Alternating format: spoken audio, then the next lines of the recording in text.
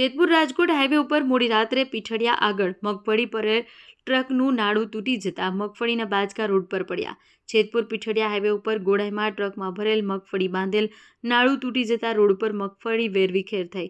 જેતપુરથી રાજકોટ તરફ જઈ ભરી જતો હોય પીઠડિયા પાસે ટ્રકની પાછળથી મગફળી બાંધેલ નાડું તૂટ્યું। રોડ પર મગફળી વેરવિખેર થતાં પીઠડિયાથી રાજકોટ જવાનો હાઈવે રસ્તો બંધ થયો।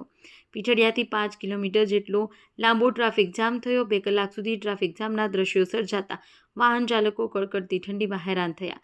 એક બાજુ 6 લેનની કામગીરી ચાલુ હોય ત્યારે મગફળી ભરેલું ટ્રકનું નાડું તૂટતા ડાયવર્ઝન રસ્તા ઉપર વાહનોની 5 કિલોમીટર જેટલી લાંબી કતારો જોવા મળી। વીરપુર પોલીસ ઘટના સ્થળે પહોંચી પોલીસે પોતે મગફળીના બાજકા ઉપાડી એક બાજુ કર્યા। વીરપુર પોલીસે સ્થાનિકોએ મગફળીના બાજકા ઉપાડી એક બાજુ કરી ટ્રાફિક ક્લિયર કરાવ્યો હતો। Bureau report Hemant Shekhwa.